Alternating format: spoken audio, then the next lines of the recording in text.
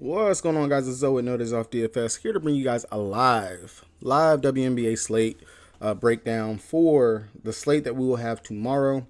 I know, of course, yes, there's no slate today, sadly, because once again, WNBA, we're being crazy with the slates and stuff that we're putting out.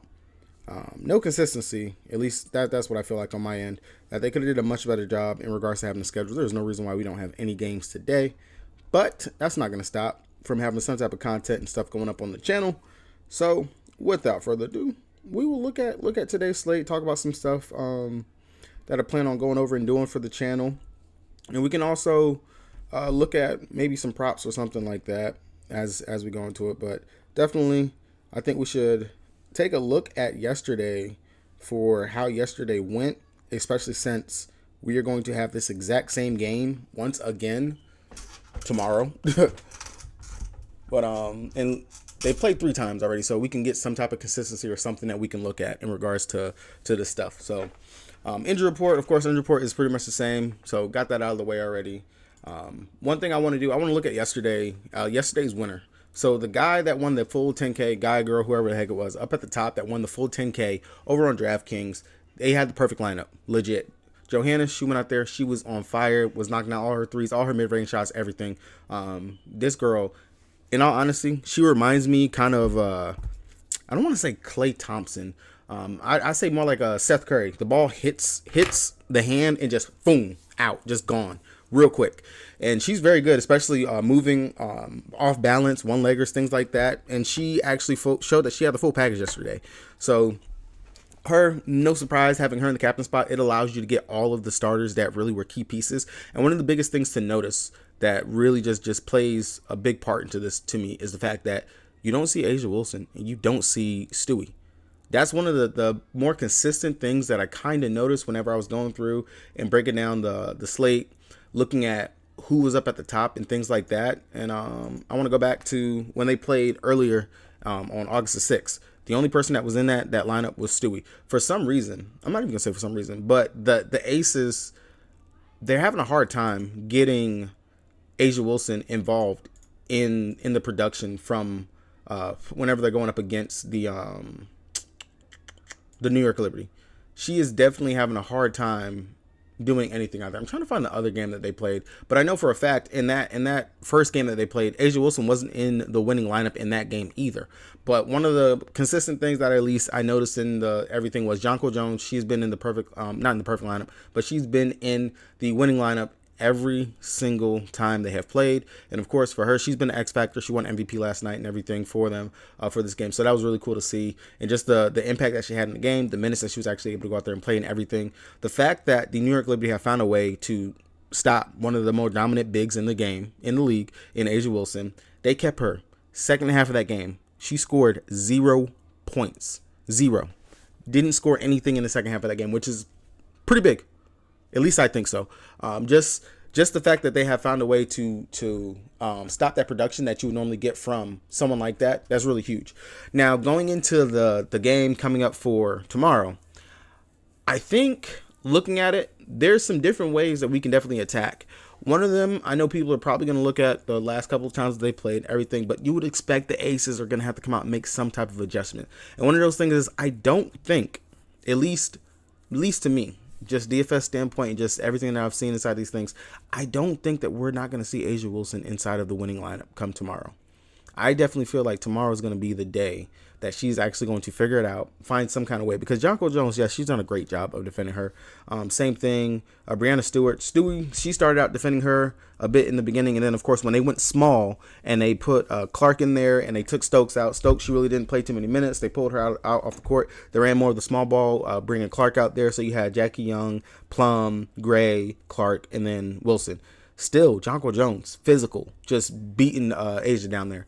She did a really good job of defending her on the block and everything. It just made it difficult for her. Most of Asia's points, they came from her getting to the free throw line. Yeah, she had a couple of and-ones and things like that. But you can see both of these teams, they played some really hard defense. They came out there. It was a playoff atmosphere for them to play. Now, going into the second game, like I said, I would expect some type of adjustments to be made. And I'm not going to say A'ja Wilson captain material, because you still want to be able to fill out your lineup. You still want to be able to make it a good lineup nonetheless. Another thing that I want to point out that as I was going through and I was looking at the game logs and I was looking at, honestly, pretty much a lot of the showdown slates, I went back and I looked at probably like the last 15 or so showdown slates that we have had in WNBA. And one consistent thing was that in every single lineup, there was at least one bench player. One. At least one. Most of them, there was only one bench player and the rest of them were filled out with starters. That was inside of the perfect lineup, inside of the winning lineup that would take down everything and anything. And in this case, of course, as we've seen, it was Johannes. Johannes was that one bench player. She got the minutes. So going over to the slate once again, when we're looking at the util spots, we're coming down here and we're looking at these bottom players, the blowout queens and everything down there. It's figuring out which one is going to be that player. Now, I'm not going to say that lightning cannot strike twice for Johannes. She actually got a price down going into this game. She dropped down to 3,600 for this one, 4K. I'm not going to say she's not going to go out here and drop 17 points again, but when I look at her game logs, look at what she's done throughout the season and the consistency and everything for her, it's been far and in between in regards to what she's gone out there and done. I feel like, especially with the price drop, people are going to run and flock to that. Definitely. And I'm not going to say they're wrong. She definitely will probably come out here. She possibly can go out here and do it again. But it's going to be, can she go out here and do it again? Kind of starting with the util spots, because when it comes down to the captain spots, you guys already know what we're looking at for the captains. I still am in the firm belief spot. We don't have to pay it for Sue. You don't have to pay it for Wilson. We're going to be looking more down right here. Now, I'm going to go game theory of how I think this game can play out and be. And one of the things that I will look at will definitely be, I really do believe the aces are going to come in here. They're going to win. Bad taste in the mouth. First time they have lost on their home court. First time all season they've lost on their home court. So you know they're going to come out with some motivation. They're going to come out with a better game plan. They're going to go to the drawing board. They're going to figure out, how do we come out here and how do we get this win? Chelsea Gray played pretty great. Jackie Young, she was all right. She got going in the third quarter. Kelsey Plum, she was pretty much the consistent factor out there for them. Guarded by Sabrina Ionescu. Whenever she got the switch going on Jonquil Jones, driving to the rim, she looked really good. Of course, things that we always see from Plum in her own right, assisting, rebounding a little bit. But definitely Chelsea Gray, I would expect her to come out here, do kind of much of the same what she's done. She's been pretty consistent over her last several games, plays really good at home. I wouldn't mind maybe looking at Chelsea Gray as being my captain spot right here. Still, the New York Liberty, no matter what, they are still weak at the guard position. They still give it up to opposing point guards and shooting guards. That is still a factor that we can go ahead and play with. And with the minutes that I would expect them to play, she played 37 minutes. If the game is going to stay close once again, I'm going to expect Chelsea Gray to go out there and play that 35 minutes minimum, at least. All these guards, they rode these starters in this game a lot. Now, if we want to maybe think blowout or this game could definitely get out of hand, but after watching them in these past two games, the games have stayed at least close-ish. This last game close. They didn't get any score up on the board until like almost 5 minutes into that game, halfway through the game, and it was on some free throws by A'ja Wilson. So looking at it, of course, starters are always going to be all in consideration. Sloot went out there. She had a really great game, played great, 40 fantasy points. I had her personally inside of my captain slot. It was between her and Jonquil Jones, and she was just cheaper, so I went with Sloot instead. But, of course, I still played Jones. I went a New York heavy approach in my main lineup that I played. I pretty much broke even. I took a couple of shots inside of the main GPP, $15. So that right there just broke me even, especially just because the other lines I had, they flopped. So luckily, broke even on the day. But like I said, I'm not going to put A'ja Wilson or Breanna Stewart into the captain spot. That's not what I'm going to do. Breanna Stewart, I might actually look at fading her. I was a big advocate inside the Discord of, hey, fade A'ja Wilson. You want to get different? Fade Wilson. Fade her. And if you faded her, you did really well. Now, going into this game, this one, I'm going to say fade Stewie. Play Wilson, fade Stewie. I do not see A'ja Wilson coming out here being held 3 games, going up against them and not adjusting and figuring out. They are going to have to figure it out, especially because this will more than likely be the finals matchup that we're going to see. So, like I said, Gray, she'd be my candidate for a captain spot, and Kelsey Plum, since I'm going with the game theory that the Las Vegas Aces are going to win. And then from the util slot, whoever I don't put in, of course, I'm going to want to try to get A'ja Wilson. And if I have enough to get up to a Jackie Young, maybe. Now, going over to the New York side, the ones that I'm going to want to focus on, I personally, looking at the rotation and how the New York Liberty played, they lean more on their bench. They allow their bench players to play more than what the Las Vegas Aces do. If we're looking at anyone from the Aces, of course, with Clark, for the fact that she comes off the bench, Clark could be a consideration, but in all the minutes that she played, 26 minutes, only gave us 10 fantasy points. You can definitely consider going to her. But personally, I actually think maybe looking towards Kayla Thornton, who will get the minutes and will get some run. At least 15 minutes out there. And to me, personally, look way better than what Laney was out there doing. They tried to get Laney going early in the beginning of the game. She just looked really off. Jackie Young did a really good job defending her, and then whenever she got swapped on Chelsea Gray, the defense was there. So Laney, GPP option, but at 6,800, the production that I can get to a player that pretty much is the same caliber and same style of player, Kayla Thornton, I would rather come down and play this one as probably going to be my bench player that I'll be looking to. And then, of course, yes, you can drop all the way down here to Johannes for whatever reason they decide to drop her down at 3,600. I'm going to go with the approach to be different on the slate, and I'm going to fade Johannes. I feel like a lot of people are going to run to her. I'm going to fade her if I can. I haven't truly tried to build out any lineups yet, but Thornton right now is just the piece that I'm looking at to be different to play on the slate, because I know that she's going to at least get the minutes, and her defense that she brings out there on the field, she's going to be out there and get to play. And then it's upside the fact that she can actually score a little bit and the rebounding upside for her. So really, that's kind of going to be the breakdown for this right here. I'm not going to go too deep and too long into this because there's not too much to break this down. We literally just seen this matchup. But whenever you guys are building your lines, just game theory. That's the biggest thing that you guys got to think about. Outside of that, I know I said I was going to be bringing some more stuff to the channel. One of the things that I am looking at bringing to the channel is that I am looking at the DGF Daily Grind Fantasy Optimizer for the props and things like that, just to try it out. So looking at it, I can get a free month trial. I am waiting to hear back from the owner of the site, because one of the things I definitely want to kind of partner up with him and talk to him about possibly just doing content, especially just surrounding around this. One of the things that aggravates me, especially whenever it comes down to props and everything that we do whenever it comes to it, is how fast they're moving. And a lot of it is due to the fact of these optimizers. And of course, like everyone else, I've been seeing a lot of stuff for the EV bets, this, that, and the third. Now, I'm not going to say have not been profitable whenever it comes down to props. But one of the things that I actually do myself is exactly what this optimizer does. I look for the line discrepancies between sites. And I mean, I even have one going right now where I played some CSGO this last night. I looked through the lines, and all these props that I played, yeah, I'm only playing $5 right now. Rebuilding bankroll. I won big last week, pulled out that money, dropped my count back down to 250, and I'm just trying to ride it back up to over 1K so I can pull out again. And if you guys don't do that and you just like legit let your money sit there, you're doing it wrong whenever it comes down to these props. But one of the things that I did, I looked at Underdog. Underdog to me is pretty sharp whenever it comes down to esports. So I looked through, I found some discrepancies in the lines between the two sites. Boom, boom, boom, played them together. And one of the things, I know a lot of people, they say play the 5 flex, play the 6 flex, so on and so forth. But I kind of go more of a rule of 3. Let me see where's my boy Jabby at. Jabby, he's got 13 kills. He popped off for 20 in that first round, so he's at 33. He is almost over. We literally just need 4 more kills from him for him to go over. But one of the things that I do and kind of believe in is the rule of 3. And that's, I will normally try to find 3 props, and I will run them in 3 different slips. Pretty much just stacking them like that. Yeah, I'll do the little flex option just in case one of them kind of busts so I can get some type of production back.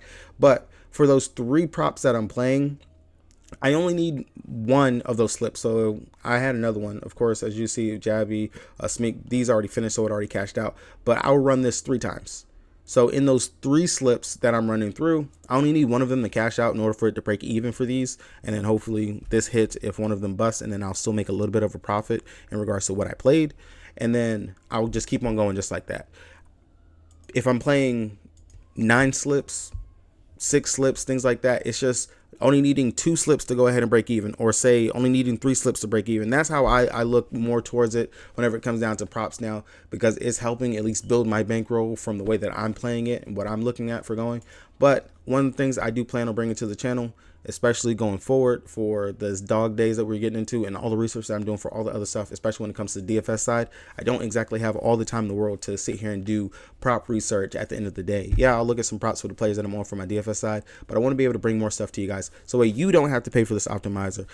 Planning on going live, talking over the stuff, going over it and everything. So waiting for Matt to reach out, let me know something in regards to this right here, but definitely we'll be signing up. More than likely going to do that 1 month free trial that they have over here on the channel. I'm going to sign up for for the Jock website and go ahead and run that. They always say we should have more than 1 book. I got 2 books with only Underdog and Prize Picks, so definitely going to be expanding and growing on the channel, bringing you guys some more prop content, because I do know a lot of people, you guys play more props than you do DFS and things like that. So if you guys want to join me on that right there, don't buy the optimizer just yet. I'm going to do it for you guys. I'm going to get that information out to you guys, and we're going to track it. We're going to see how well it goes in regards to just playing the props and stuff that they have over here on the DGF optimizer for the channel. But pretty much, guys, that's really just wanted to go over, do a little bit of a breakdown for the slate. Oh, my boy Jabby, boom, over, we're done. So definitely just 1, 2, 3. So 4 slips for the morning, already cashed on that. I had played some 6 flexes, went back to my my unders, discrepancies that I had found, and then I still got some more going for some afternoon games and stuff like that. Got these going right here, waiting on these to be able to go and finish through. And let's see, actually let's look and see how Zywu in the Vitality game is going. They already won the first game. It looks like they're spanking them on the second one. Let's see, Zywu popped off for 21 in that first game. Right now he's only at 10. This is bad. What map are they playing? They're on Inferno. Good lord, they haven't even swapped sides yet, and they just spanked the shit out of them. Zywu probably gonna be a little bit of a sweat, because he's only sitting at 31 kills right now, and I need him to get over 43. So that's definitely gonna be interesting to see how that goes for that game. But yeah. If you guys want to see anything else on the channel, let me know. Unfortunately, it's the dog days right now. WNBA, they messed up with the schedule. We have the big 5-game slate on Friday. Your boy has his ticket for the Queen of the Court contest on that day. So definitely stay tuned, because, you know, I'm going to have to really get deep into some research and stuff for that one right there.